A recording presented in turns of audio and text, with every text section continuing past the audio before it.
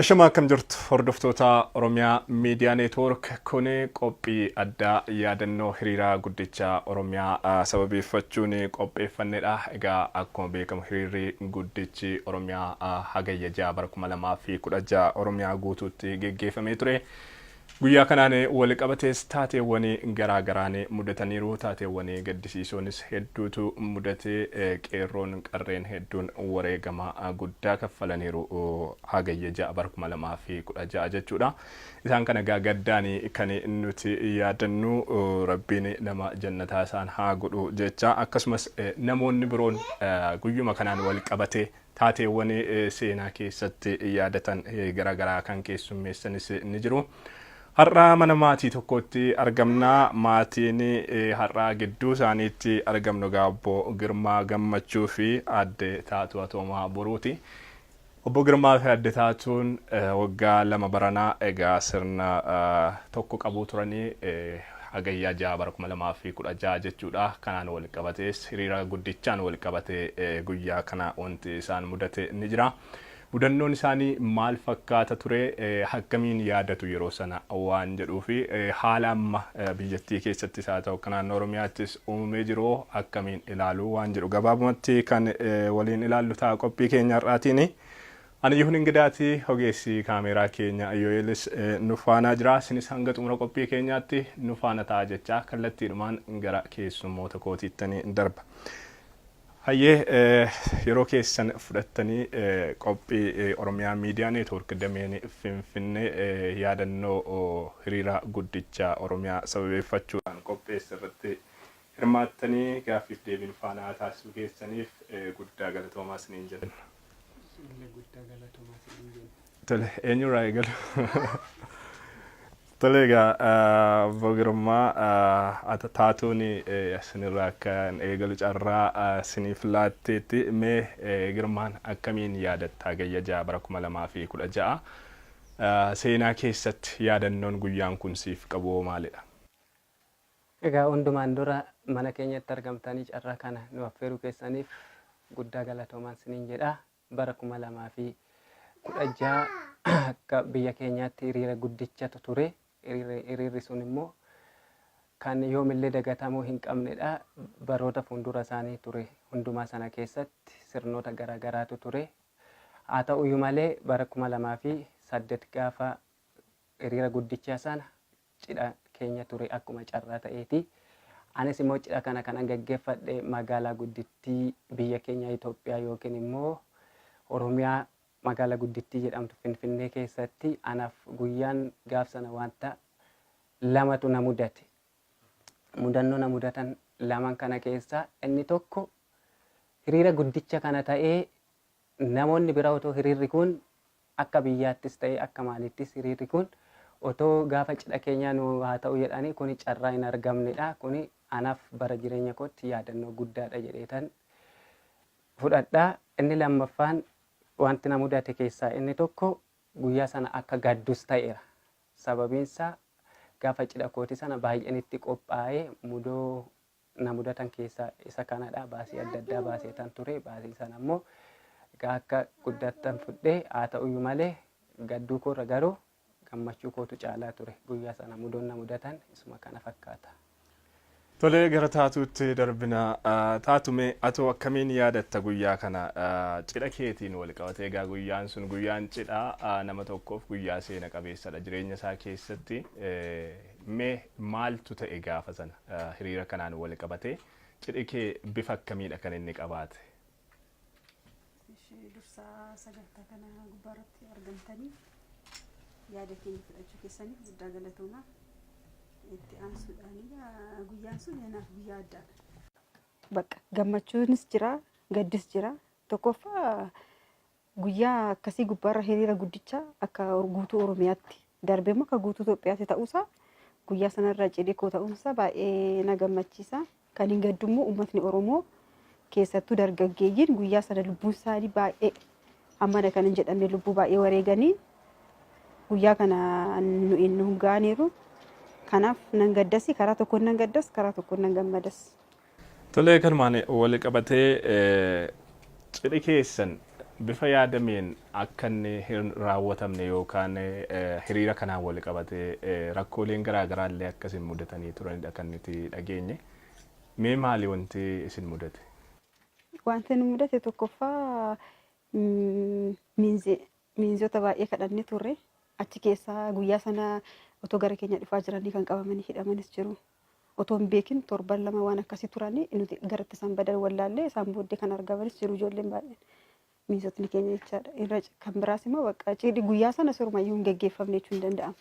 Gaafa yaadame sana wanti baay'een hin fashalaa'ee butaa bakka bashannanaatti qabatamee ture.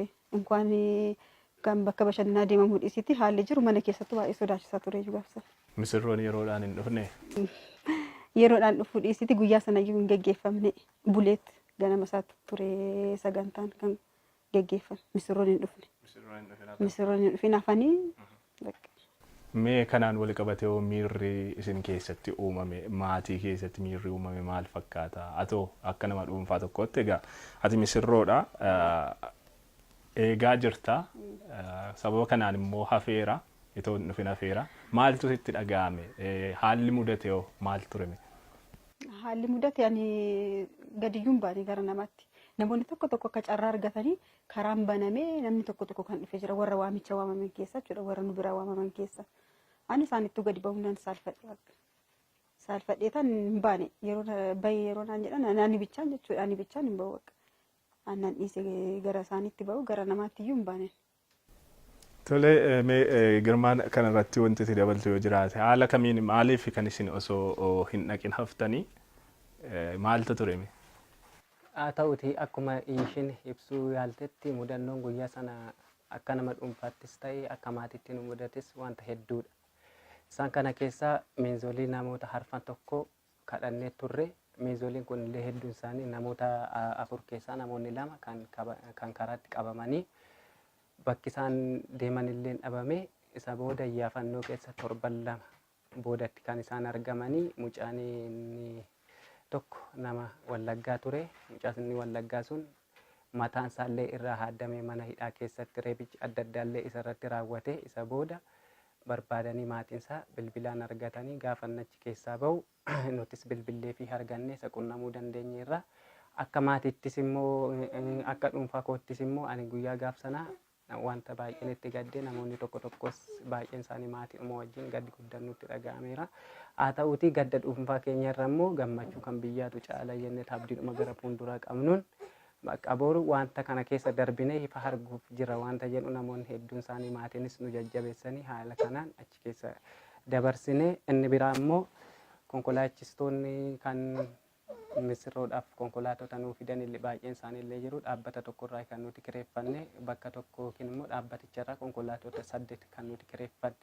Haa ta'uuti konkolaattota kireeffanne kana keessaa namoonni nuti kireessan sun ganamumaan dhufuu yaalan naannoo sa'aatii 3 gara mana keenyaa yookiin mana cidhaa kan kootii kan dhufan yoo ta'u yeroo akka isaan dhufanii mana keenya isaan gahan sanaan asuma magaala guddittii Finfinnee kana keessatti jeequmsa guddaatu ka'ee namoonni hedduun isaaniillee kan gara mana keenyaa waamamanii kan dhufan akkatti dhufan hin dhabanii konkolaattonni warri nuu kireessan sunillee akkatti deeman hin dhabne dhufuudhaaf yookiin immoo bakka mana misirroo kan ishii deemuudhaaf yaalii guddaadha kan nuti goone nuuf hin danda'amne. Cidhi keenya guyyaa gaaf sana nuuf hin milkoomne gaafa guyyaa itti aanu sanattidha kan inni ture.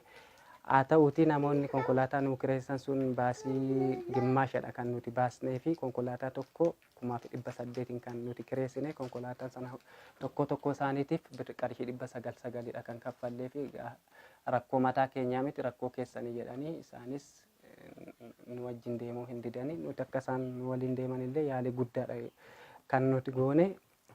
Keessattuu dhumarratti maatiinis baay'ee sagadanii nuti konkolaataa kan mataa keenyaa dhiisaati yoo ta'u konkolaataa bittanii nutti kennitanii nuti magaala Amboo jedhamu kana deemuu hin barbaannu. Yoo danda'amillee guyyaa itti aanutti si waliin deemnee hirmaachuu gammachuu keessan kana hirmaachuu hin dandeenya jedhanii guyyaa gaaf sanaas argin keenya yookiin cidhi keenya gara guyyaa itti aanutti haaluma kanaan darbe jechaadha.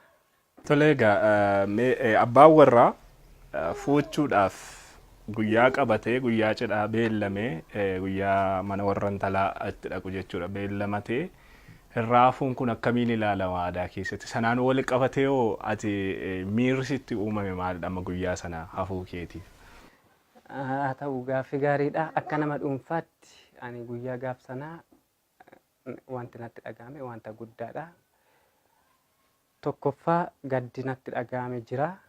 Haa ta'uuti immoo gadda sana immoo namoonni baay'een isaanis na jajjabeessanii akkan gadda kana irraanfadhullee yaalii guddaadha kan isaan godhanii. Haa ta'uuti anis xinnoo ishee bakka haala nama dhuunfaa yookiin immoo nama dhuunfaarra wanta hin taane yaadni sun yookiin immoo guyyaa sanatti kaayyoon jiru beeketan haaluma kanaan anis tasgabbaa'uu yaale kanuma fakkaata wanti guyyaa sana ture. Dursitanii karoorsitan immoo guyyaa sanarraa akka ta'u akkamii moo hiriiratu ergasii yaamameeti kan walirra bu'uu danda'eef? Lakki nuti dursinee hin karoorsine akkuma carraa ta'eeti kan walirra bu'ee. Hiriyoonni koo baay'een isaaniillee haala guyyaa sanatti hiriirri guddichi itti ta'u namoonni beekan baay'een isaanii jiru. Isaan kan biyya kana keessa kan jiranis jiru, garuma alaallee kan jiran jiru. Guyyaa sanallee namoonni cidha kana akka isaan dhufanii hirmaatan namni godhee jiru. Egaa isaan irraa kanan dhaga'e erga cidhi keenya torbeen lama hafee kanan waamicha isaaniif godhe guyyaa sana hiriirri guddicha akka biyyaatti waamamee ture. Guyyaa kana hin danda'amaa jettaniitti yaaltu guyyaa biraa otoo gootanii maal ta'a jedhanii namoonni na gaafatanii jiru. Egaa ani guyyaa kana ta'uu isaatti hin beekne. Egaa tokkicha beellamni qabameera homaa gochuu hin dandeenyu jenneetuma itti deemne. Tole gara taatuutti deemna. Egaa Amboodha, bakki cidhaa Amboo ture, manni jireenyaa keessan Amboodha. Amboon immoo qabsoo uummata Oromoo keessatti akkuma beekamu biyya iddoo seena qabeettiidha. Iddoo yeroo hundumaa maqaan ishee adda durummaadhaan dhahamudha. Yeroo sanattis qabsoo geggeeffamaa ture, qabsoo uummanni Oromoo geggeessaa ture irratti iddoowwan dammaqinaan hirmaataa turan keessaa Amboon ishee tokkodha. Kanaan wal qabata jettee yaadda cidha kee irratti taateen si mudate sun? Kanaan wal qabachuu danda'a nan beeku garuu. Konkolaachiftoonni gara Amboo dhufuu diduun isaanii sun dhiibbaa uumeera jettee yaadda? Karaa tokkoon maaliif Amboo akkuma dura maqaa akkasiitiin beeku waan ta'eef gara ba'eessa jedhanii gaafatan akkan isaan irraa dhageetti gara kamidha bakka isiniif rakkanna guyyaa akka safuu Oromoottis amma kun waan cidhaan dhagayees hin beeku ammatti argees hin beeku cidha guyyaa cidhaa ta'e guyyaan hafuu jecha dhagayees hin beeku kanaaf waan haaraadha. Kanaaf yaadaniit warri konkolaataas eessadha bakka akkuma ta'etti isinii rakkanna akkuma ta'etti isiniif geenya eessadha jedhanii nu gaafatu jedhan. Amboodhaan nuti jenne Amboommaa otoo makiinaayyuu bittanii nutti kennitanii otoo isin kan keessan makiinaan taate konkolaachisaa taanee hin deemnu. Maaliif maqaan kun kan kennameef egaa ilaalchuun dura qaban. Gaaf sana bichaa kan ta'eeraan otoo hin ta'in ilaalchuun dura Amboof ilaalcha qaban irraan ka'eetu akkas jechuu danda'anii kanaaf didanii irra caalatti bakka Amboo ta'uu isaatiinidha kan akkasitti konkolaachistoonni didaniif. Otoo bakka biraa ta'ate rakkachuu danda'u jedhee yaada akkuma ta'etti ta'anii jechaadha. Amboo waan ta'eef garuu Amboo deemuun barbaannu bakka Amboo deemnu otoo konkolaachisaa keessan ta'eeyyuu kan keenya dhiisaate otoo kan keessan ta'eeyyuu deemuu hin dandeenye Amboo nuun jedhani. Tole egaa yeroo sanatti gadditeetta ta'uu dandeessa waan gaddisiisaadhas jedheetanii kan inni amanu har'arra immoo wanti hundumtiyyuu darbee atis kunoo haadha daa'imaa taate daa'imi keessa miilaan deemuu jalqabeera. Mee amma maaltu sitti dhaga'ama? Wanti sun si mudachuu isaatti guyyaan sun guyyaan cidha keetii illee bifa sanaan yaadatamuu isaatiin wal qabate maal sitti dhaga'ama? Amma yeroo kanarratti eenyu yeroo ilaallu gammachuu guddaan natti dhaga'ama dhugaa. Maaliif waan baay'ee jijjiiramee jira. An durayyuu bakka otoo wanti tokko karaa tokko otoo beekame miidiyaa irratti otoo waan tokko yaada koo kenne natti tola tureeyyuu amma immoo isinis kana gaaffii kana nu dhiyeessu keessaniif galatooma jecha ana waan guddaan natti dhaga'ama gammachuu guddaan natti dhaga'ama amma ta'e yeroo ilaalu yeroo sana garuu gadda guddaan natti dhaga'ame maaliif waan baay'een argee waan ta'eef guyyaa sana bakka waan sodaachisaa guyyaan sun dhuguma waan dhiyee bari'u illee natti hin fakkaanne dhugaadha waan amma sa'aatii kanatti akkanatti haasofnaa miti guyyaa sana iyyuu waan bulamee bariinsaa waan argamu natti hin fakkaanne garuu amma haala kana amma jiru yeroo ilaalu immoo gammachuu guddaadha kanatti dhaga'ama.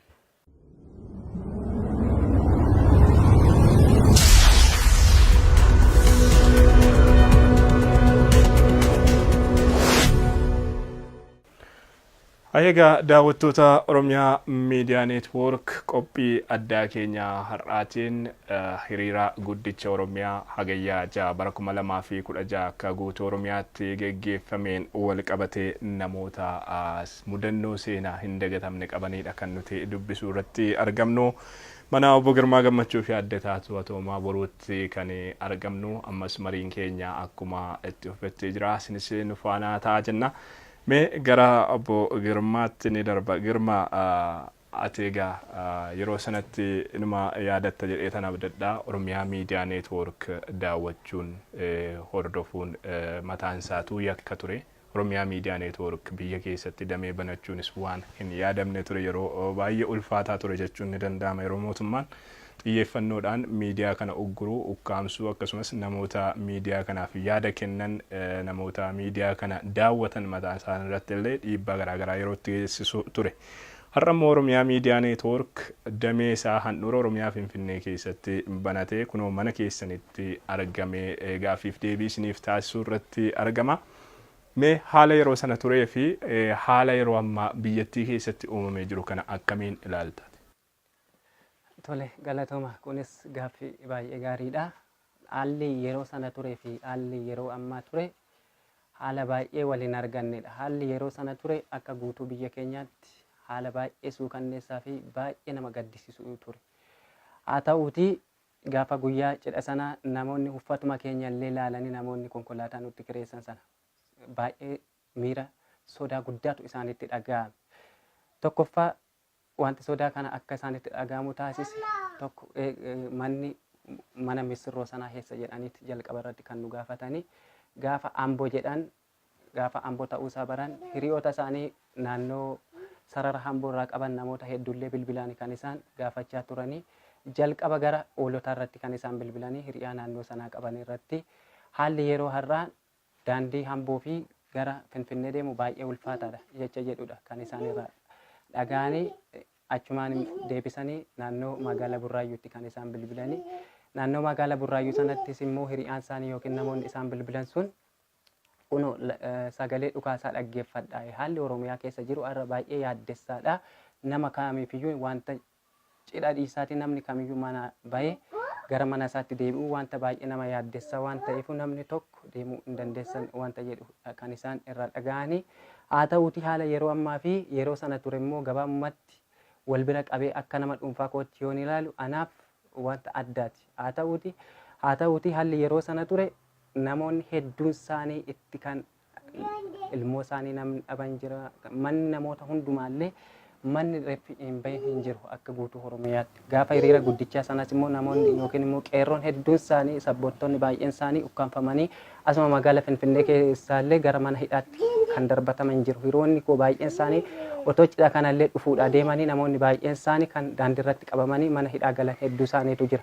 Haa ta'uutii erga mootummaan naannoo Oromiyaa obbo Lammaa fi muummichi ministeeraa biyyattii gara aangootti dhufanii dhiyeenya kanadha kan isaan namoonni yookiin hiriyoonni koo hedduun isaanii kan mana hidhaa kanaallee kan ba'an namoota sanallee maqaa isaanii dha'uus nan danda'a asirratti kaasuun baay'ee faayidaa qabanatti hin fakkaatu.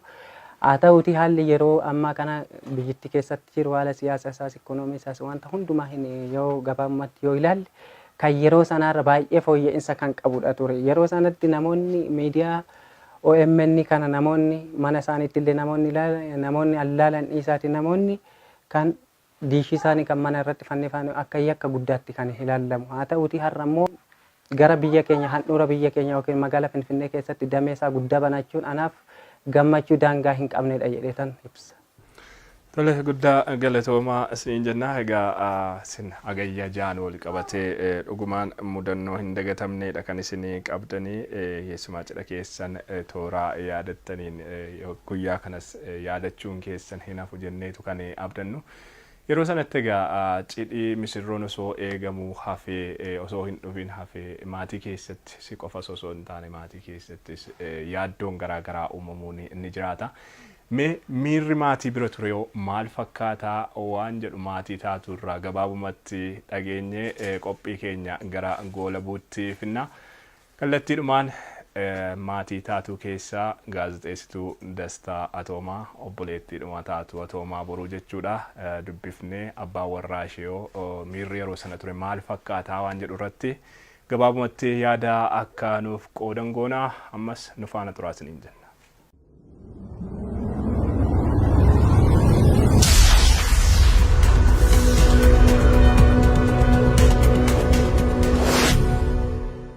Egaa gaazexeessituu Dastaa Atoomaa galatoomi siin jennaa. Egaa agayya jaasin warra cidhaa turtan. Mee guyyaa sana akkamiin yaadatta? Gam tokkoon Oromiyaa guutuutti hiriirri mormii waamameetu kan ture. Hiriirri guddaan Oromiyaa guyyaa sana ture. Gam biraatiin isin cidha qopheessaa turtanii. Cidha keessanii wal qabatees immoo taateewwan garaa garaa akka mudatanii dhagaa taatuu fi girmaan kan isaanii nuuf kaasanii. Atoo mee guyyaa sana akkamiin yaadatta? Jalqaba irratti galatoomaa isiniin jedha. Miidiyaan OMN miidiyaa keenyadha. Kana iyyafattanii seenaa kana waliin waan wal qabatu waan qabuuf miidiyaan OMN sagantaa kana waraabuudhaaf asitti argamuu keessanii fi baay'ee isin galateeffadha. Miidiyaa OMNs hojjettoota isaas galateeffachuun barbaada. Akkuma beekamu hiriirri guddichi Oromiyaa bara sana waamamee guyyaa sana cidha ture, cidha obboleettii keenyaa ture. Haalli ture baay'ee ulfaataa ture, baay'ee rakkisaadha. Maaliif waan jireenya keenya keessatti nu mudatee hin beeknetu nu mudate. Seenaa keessattis hin dhageenye kana jireenya keenya keessattis nuti waan nu mudatee hin beeknetu nu mudate. Maaliif guyyaan sun nuti magaalaa Amboodha kan jiraannu. Magaalaa Amboo keessatti hin beekama. Magaalaa Amboo maal akka taateen hin beekama. Magaalaa kana keessatti guyyaa sana humni waraanaa addaatu gale. Laf jaluma isaayyuu baay'ee sodaachaa turre nuti maal ta'a laata jenneeti. Guyyaan cidha obboleettii keenyaa guyyaa sana irratti qabamu dursinee hiriirri guddichis waamamuu isaa wal qabatee jijjiiruufis guyyaa cidha kanaa nuti hin barbaanne. Taatee addaadha nuyiif waan ta'eef wanti ta'e haa ta'u jennee ma fudhanne. Guyyaa sana wanti ture ulfaataadha. Baay'ee ulfaataadha. Manni jireenya keenyaa xiqqoo magaalaa keessaa ol ba'aadha. Magaalaa maqarqaradha. Haga sanatti haalli ture baay'ee rakkisaa ture. Egaa guyyaa sana cidhi keessan bifa yaadameen hin milkoofne ture taatee uumameen wal qabatee misirroon hin dhufne isheenis manaa ba'uu hin dandeenye cidhi bifa kanaan akka gufatedha kan isaan naaf kaasan. Mee akka maatiitti maaltu isinitti dhaga'ame yeroo sana? Baay'ee akka maatiitti cidha jechuun waan guddaadha. Guyyaa gammachuuti. Cidha jechuun hin beekama waan ta'eef sagantaa maallaqa hedduutti kan bahe nama hedduudha kan waamame nyaati manatti qophaa'ellee hedduudha. Wanti sun hedduutu bade. Dabalatee immoo bilbilli illee addaan citee ture.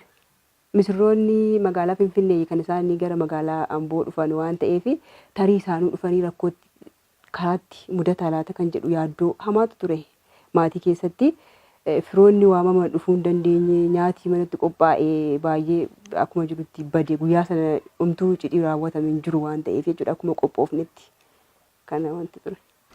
Toleme obbo Milkii Ayyalaa immoo abbaa warraa gaazexeessituu Dastaa Atoomaati.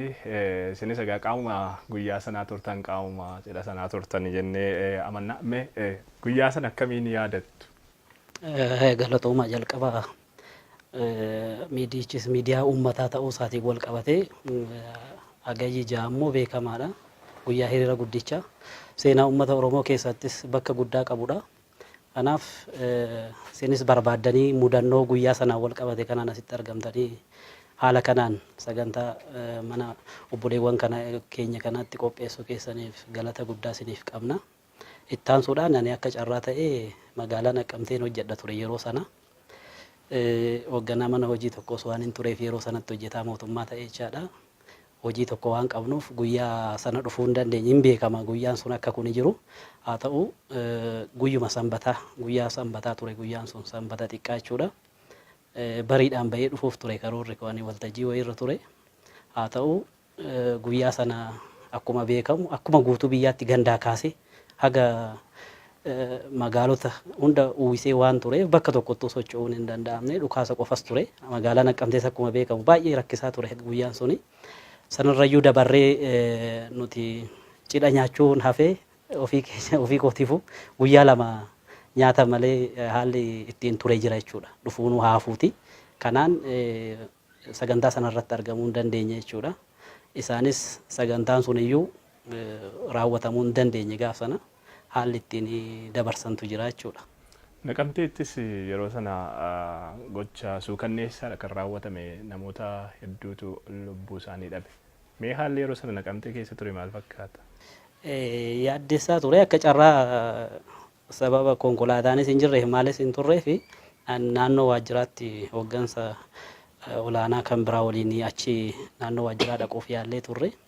Yeroo dhaqnutti asiis waajjira keessattuu boombii wanti aaraa sana gadhiisuudhaan bishaan illee bakka dhiqannuu dhabnee waajjira keessatti ugguramnee hiriyoota koo baay'eenis jiru kan biraas guyyaa sana.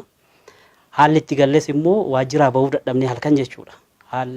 Halkan sana gallee nyaanni illee bakka tokko hin jiru. Namoonni hedduunis bakka adda addaatti namoonni bebbeekamoo namoonni nagumaan deemanis namoonni hiriira sana irratti hirmaatanis baay'een ijoolleen qaqqaaliinis haalli itti wareegamee jira jechuudha. Guyyaa sana ijoolleen nutis beeknu. Namoota umurii xiqqaa haga guddaatti haalli ittiin daanduma irratti kanumatti dhufan humni waraanaa yeroo sana ture jechuudha. Egaa gaazii maal jedhama yeroo sana baay'eedha.